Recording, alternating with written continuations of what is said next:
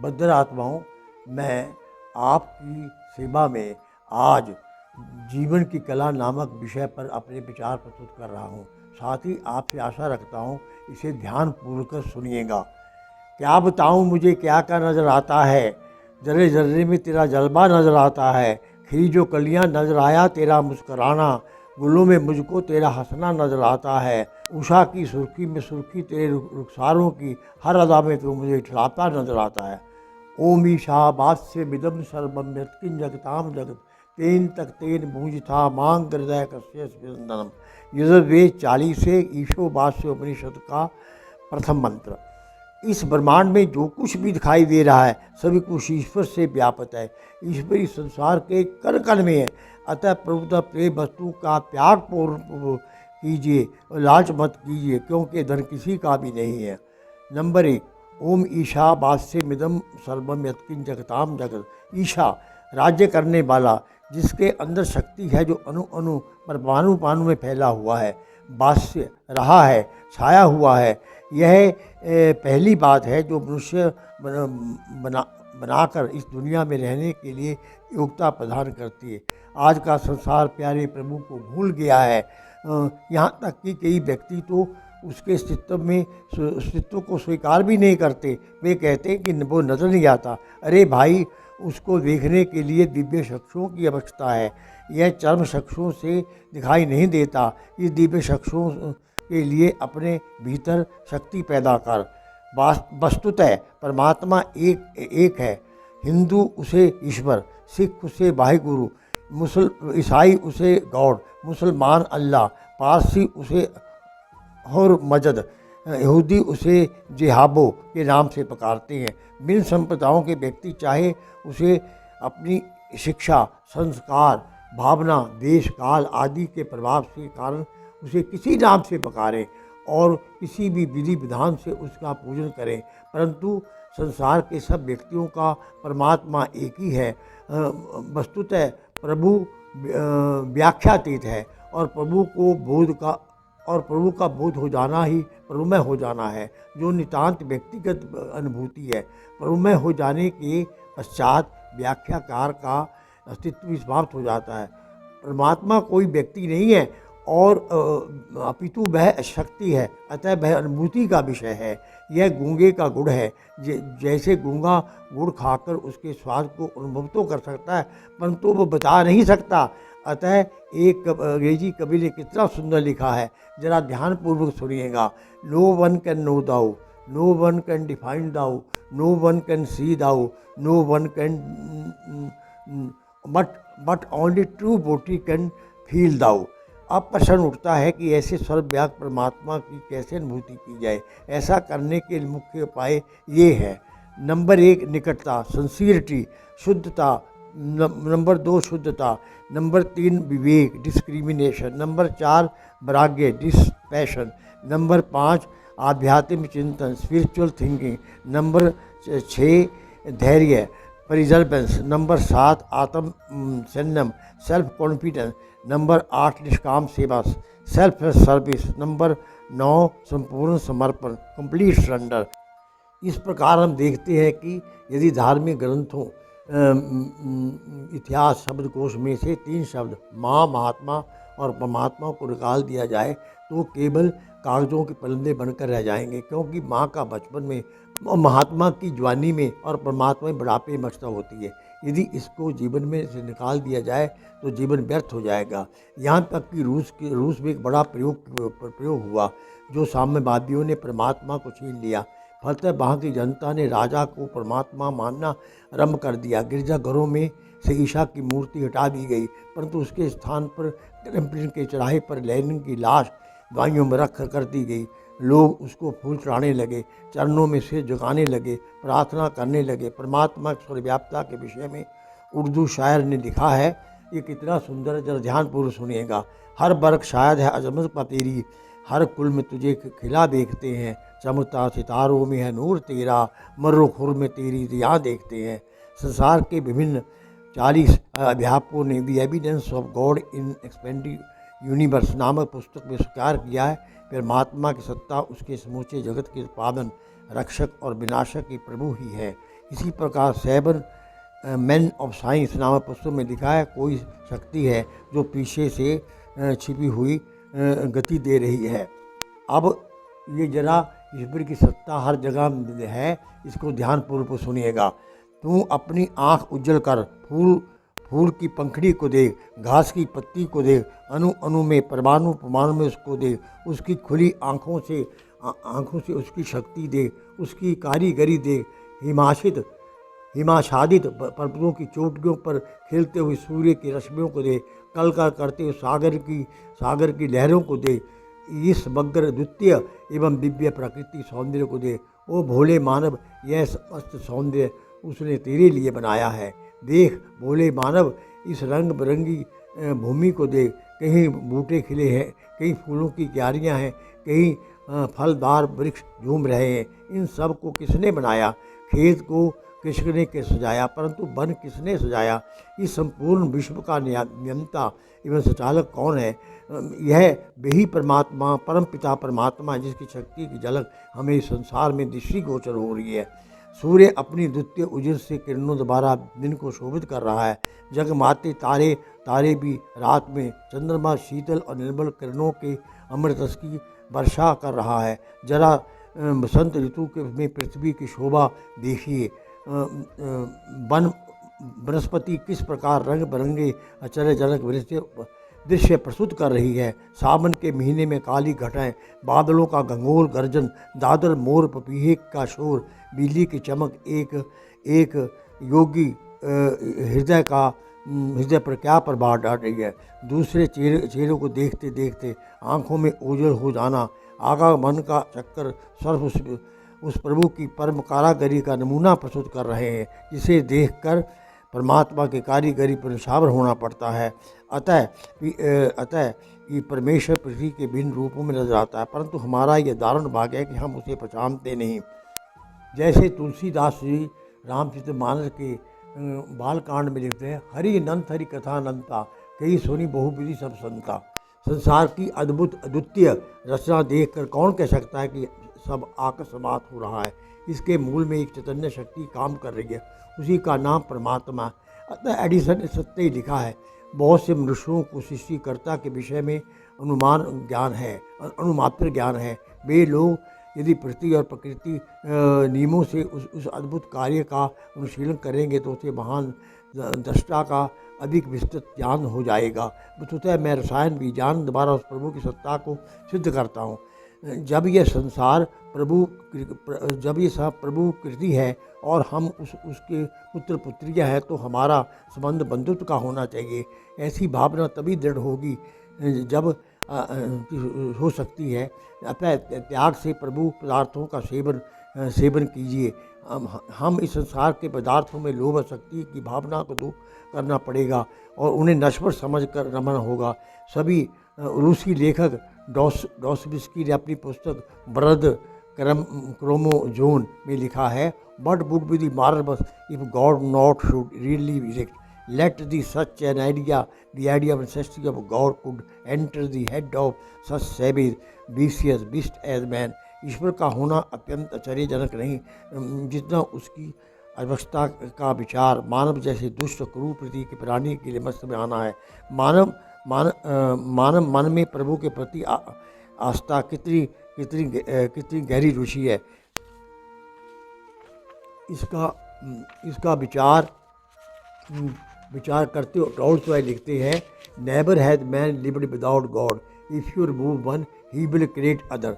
व्यक्ति कभी भी परमात्मा बिना नहीं रह सकता। यदि हम एक परमात्मा उठा देंगे, उसके स्थान पर लोग दूसरा परमात्मा बना देंगे। एक बार सम्राट अकबर ने अपने दरबारियों से पूछा कि आपको ऐसा काम है जिसे मैं कर सकता हूँ लेकिन खुदा नहीं कर सकता। सब चुप हो गए, किंतु बुरबल ने उत्तर दिया, जहाँ पना मुझे आप अपने राज्य से निकाल सकते हैं, परंतु खुदा नहीं निकाल सकता, क्योंकि ऐसा कोई स्थान नहीं जहाँ उसकी हुकूमत ना हो। वस्तुतः ये जरा पंक्तियाँ बड़ी ध्यान से सुनिए जो ईश्वर की सर्वव्यापकता पर प्रकाश डालती हैं। वस्तुतः मंदिर, मस्जिद, गुरुद्वारे, गिरजे आदि सब परमात्मा की याद करने के स्थान हैं। उसमें घंटे शंख का बजाना आध्यात्म का राग है। मस्जिद में मेहराब के सामने नमाज, गिरजे में माला, ईसाइयों का क्रॉस निशान, सब परमात्मा की इबादत के अलग अलग चिन्ह हैं। जैसे दाग देलवी फरमाते हैं, जाहिद साहब पीने जब मस्जिद में बैठकर या वो जगह बता जहाँ खुदा नहीं, परंतु इसका सोम दाग देलवी उत्तर भी देते हैं, ए रिंद पी शराब जहाँ भी तू चाहे बेदग, अगर दिल में खुदा नहीं तो कहीं भी खुदा नहीं। अच्छा, कुरान शरीफ में हज़रत मोहम्मद साहब फरमाते हैं, अल्लाह की मलकियत मशरिक़ में चाहे मगरिब में जिस तरफ भी रुख करो उसी तरफ अल्लाह का रुख है, क्योंकि वह अल्लाह ताला हर जगह हमादा या सर्वज्ञ है। हम देखते हैं कि ईश्वर के नियम टूट और अविचल है, उसकी अद्भुत व्यवस्था चकित कर देती है और जिसका न्याय अपूर्व अक्षुण्य है। संपूर्ण ज्ञान के भंडार उसके विश्वास अंत है। अनंत काल में संसार में प्रकाश का प्रसार करने वाले सूर्य एवं चंद्रमा उसकी अनुपम लीला के निमेष मात्र हैं। ये जो पंक्तियाँ मैं आगे उल्लेख करना चाहता हूँ, ये ईश्वर की सर्वव्यापकता, उसकी दिव्यता पर प्रकाश डालती है। और साथ ही मैं श्रोतागण से ये सविनय निवेदन करूँगा, आप ईश्वर में जो नास्तिक हैं वो भी ईश्वर को मानना आरंभ कर दें अगर वो इन पंक्तियों को ध्यानपूर्वक सुनेंगे। उषा में किसकी छवि मुस्करा रही है, बसंत किसके यौवन श्रृंगार पर ऋतु उपस्थित करता है, श्यामल मेघों में किसका स्निग्ध केश पास लड़ा रहा है, मंद मंद करते मल्यल में किसका सौरभ भरा उस्वास है, रवि शशि किसके गोल कुंडल है, पृथ्वी किसका पाव है, अंतरिक्ष किसका उदर है, द्योलोक किसका विशाल भाल है। इस सब को देखकर मानव आश्चर्यचकित रह जाता है। पुष्पों की पंखड़ियों में, पंछियों के पैरों में, मेघों में, इंद्रधनुष में, प्रभात में, उषा आदि में कौन चित्रकार अपनी तूलिका से तरह तरह के रंग भर रहा है।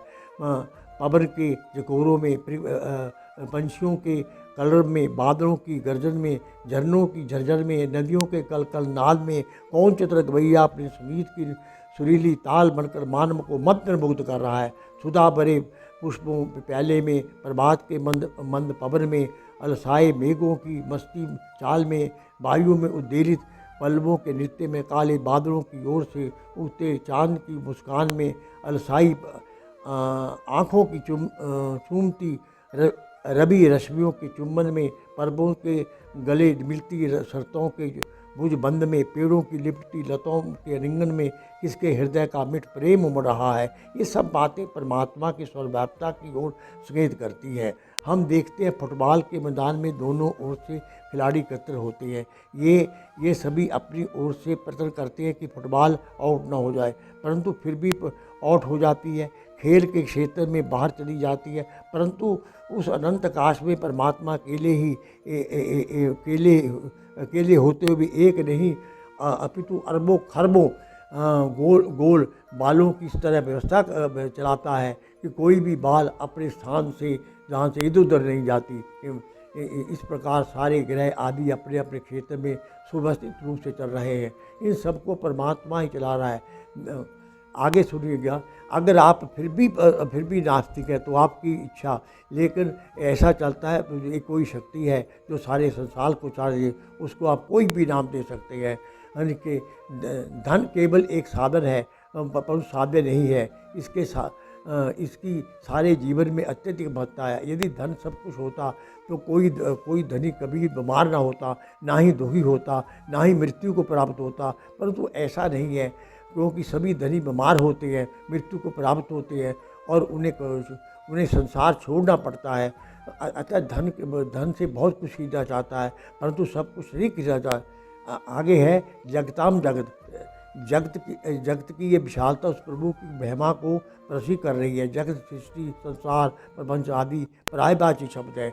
जगत शब्द शाब्दिक अर्थ है जय बराबर है जायते, गय बराबर है गच्छति, थ बराबर थिरते। इस प्रकार जगत उत्पत्ति स्थिति और प्रलय तीनों का वाचक है। क्षणभंगुर जीवन से हम रहते हैं, वह स्थायी है, आज है कल नहीं होगा, ये सदा के लिए नहीं है। इसके विषय में किसी कवि ने कितना सुंदर लिखा है, क्षणभंगुर जीवन की कल का, कल प्रातः जाने गिरे न गिरे, मल्यमल की सचु मल्यमल की शुचि शीतल मंद सुगंध, समीर खिले न खिले कली काल कुठार लिए फिरता, धन नमर है चोट जिले न जिले, जपले हरि नाम रसना, जपले हरि नाम हरि रचना रसना, फिर अंत फिले में समय में खिले न खिले। आगे है तेन तक तेन बूझ था, तक तेन और बूझ था, इन दो शब्दों में सारी दुनिया की योजना समाई है। भुंज था शब्द भुंज धातु से बना, इसका अर्थ है भोगना, समान इकट्ठा करना, योग लगाना, योग लगाना, खेती बाड़ी करना, बगीचे करना आदि। और तकेन का अर्थ है त्यागपूर्ण भाव से भोगना, बांट कर खाना। भोग तो शरीर का धर्म है, प्रकृति का नियम है, क्योंकि भूखा रहने पर खाना प्रकृति है, छीन कर खाना प्रकृति पर विकृति है, बांट कर खाना संस्कृति है। मम्मत के साथ भोग मत भोगिए, क्योंकि जगत और एवं इसमें जो कुछ मिला है वह सब कुछ तेरा नहीं है, वह प्यारे प्रभु का है। वस्तुतः मनुष्य अपने जीवन में चिपना चाहता है और उसकी चिपने की इच्छा उसकी वस्तुतः मनुष्य अपने जीवन में चिपना चाहता है और उसकी यह चिपने की इच्छा उसकी यात्रा में बाधा। ये मार्ग है, सराय नहीं है। सड़कों को घेर कर खड़े हो जाओगे तो पुलिस गिरफ्तार कर लेगी। मार्ग चलने की होता है, डेरा डालने के लिए नहीं। त्याग भाव से भोगिए, जो भोग त्याग भाव से भोगने आता है वह दीर्घ भी होता है, जो भोग भाव में जाता है वह अल्पायु होता है। इसके विषय में तुलसीदास लिखते हैं, तुलसी जग में क्यों रहो, जो रसना मुख माई, खाती घी और तेल मित फिर भी चिकनी नहीं। मांग हृदय लालच मत कीजिए, क्योंकि लालच बुरी बला है। इस प्रकार के पदार्थों को भोगने का अधिकार सबको है, परंतु उन्हें अपना समझकर उसके चिपक जाने का अधिकार किसी को नहीं है। एक दिन सबको यहाँ छोड़कर जाना पड़ता है। भोग तो जीवन के साथ है, दुख भोग में नहीं अपितु भोग के चिपने भोगों को मर्यादित न करने में है। तभी तो तुलसीदास ने एक और स्थान पर कहा है, तुलसी संसार में भूप हुए ने, मैं मेरी करते चले गए, तिनका ना ले गए साथ एक अंग्रेजी कवि कितना सुंदर लिखा। इन पंक्तियों को कृपया ध्यानपूर्वक सुनिएगा। There is no bribe like greed, there is no wine like ego, there is no pollution like mental pollution, there is no corruption like soul corruption. कमल के फूल की तरह रहिए। कमल का फूल पानी में रहता है लेकिन डूबता नहीं है। गृहस्थ में रहिए, स्थानोत्पत्ति कीजिए, बच्चों का पालन पोषण कीजिए, उन बच्चों को पढ़ाइए लिखाइए, धन कमाइए। धन कमाना कोई बुरी बात नहीं है, परंतु फंसे मत, लिप्त मत होइए। हम देखते हैं कि सार में अधिकतर लोग बसे नहीं हैं अपितु फंसे हुए हैं। जगत में बसो, फंसो मत। अतः अब आपने देख लिया है कर्म चक्र के फंसने का क्या परिणाम है। ये मोह माया आत्मा को नीचे नीचे धकेली चली जाती है, व्यक्ति का पतन हो जाता है। अतः मोह माया से दूर रहकर कर्म कीजिए। तेन तक तेन मुझ था, प्रभु द्वारा दिया हुआ भोग करो।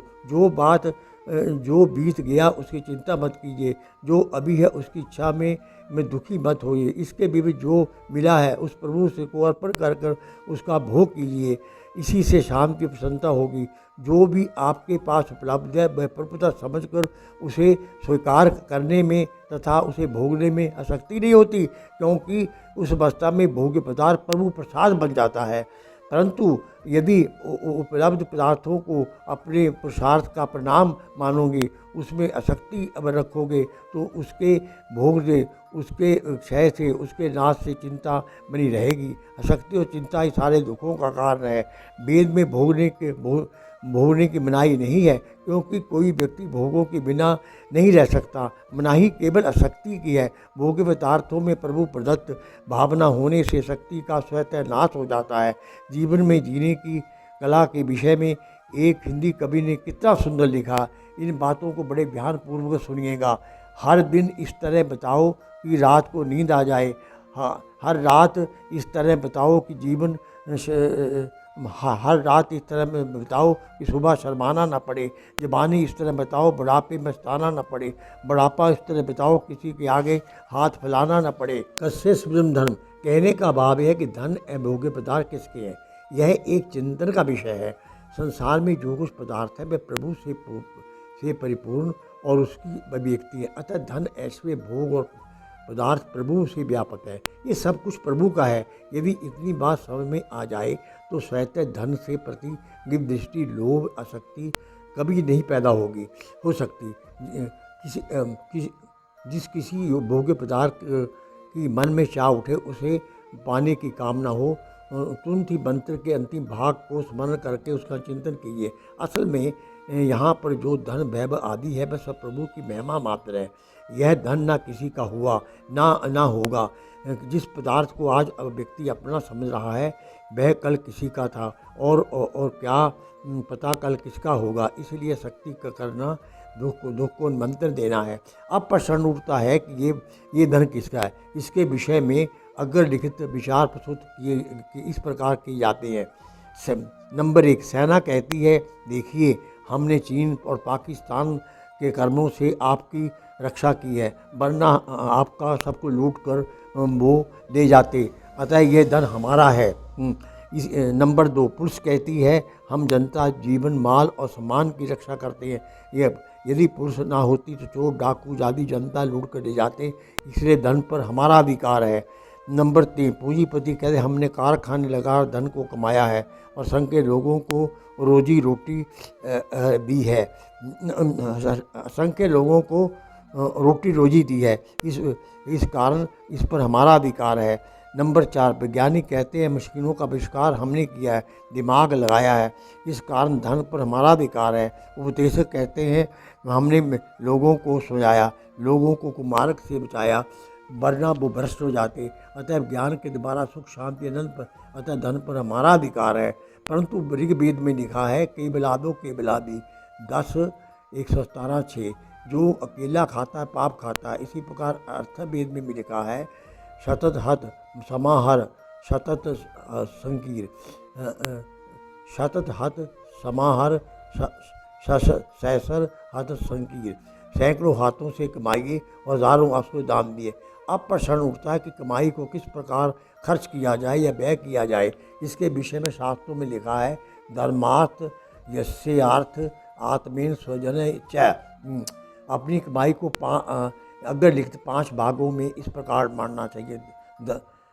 धर्माय, धर्म के लिए धर्म का व्यय करना, धर्माय, धर्म के लिए धन का व्यय करना, किसी संस्था अथवा व्यक्ति के लिए को दान दे, किसी भी व्यक्ति को दान देना, किसी व्यक्ति को दान का पता न चले, ये है धर्माय। जैसे कोई रोगी है, उसके इलाज के लिए पैसे नहीं हैं, चुपचाप जाकर उसके घर में यथाशक्ति को दान दे दो, ये सात्विक दान है। नंबर 2, यश से, यश प्राप्ति के लिए दान देना, अपने धन की किसी संस्था में पर्ची कटाना। लोजी मुख सेठ जी ने आर्य समाज सत्संग में निर्माण के लिए 1 लाख रुपए प्रदान दिए। इस प्रकार का दान केवल यश प्राप्ति की होता, ये राशि दान है। इस प्रकार का लक्ष्य दिया हुआ दान अभिमान पैदा, लेकिन आदमी को ये दान देना चाहिए, लेकिन क्या करना चाहिए, कहना चाहिए मैं तो साधन मात्र हूँ, ताकि अभिमान न पैदा हो, अपने आप को कर्तापन से मुक्त कर रखना चाहिए। एक अर्थ है, इसका भाव है कि धन कमाने के धन का भी प्रयोग करे, जैसे अपना धन बनाने के लिए व्यापार करना, मिलना, कृषि करना आदि इसके अंतर्गत आते हैं। आत्मेन, इसका अर्थ है अपने स्वास्थ्य के ठीक रखने के, अपने शरीर पर दान खर्च करना, भोजन पर, भवन निर्माण पर और अन्य सुख वस्तुओं पर व्यय करना इस श्रेणी में आता है। इसके बिना मानव का गुजारा नहीं है, क्योंकि शरीर और आत्मा की रक्षा करना परम अवश्य है। समाज में हम भूखे नंगे नहीं रहते, इसी विषय में सत्य कहा गया, जीवन के 3 निशान, रोटी, कपड़ा और मकान। स्वजन्याय, अपनी कमाई का कुछ भाग अपने संबंधी और मित्रों को व्यय करना चाहिए। जैसे आपका कोई संबंधी अथवा मित्र निर्धन है, जो उसकी यथा योग्य यथार्थी सहायता और हमारा करना हमारा नैतिक और सामाजिक कर्तव्य है। इस प्रकार धन आपके लिए जीवन यापन करने का साधन बनकर साध्य बन जाएगा और आपका केवल सेवक होगा, ना कि स्वामी। अंततः ये कहना धनिक भी अतिशी नहीं होगी कि सारे उपनिषदों प्रस्तुत मंत्र की व्याख्या है। इस प्रकार अपना जीवन जीने के लिए मानव सुख में, शांत में, आनंद में जीवन व्यतीत कर सकता है। यह जीने की सच्ची कला है। स्वामी महावीर ने सफल होने के लिए का एक प्रेरक सूत्र ध्यानपूर्वक सुनिएगा। छोटों को देखकर जियो, बड़ों को देखकर बढ़ो, अच्छों के लिए प्रयास करो, बुरों के लिए प्यार रहो। ओम शांति शांति शांति।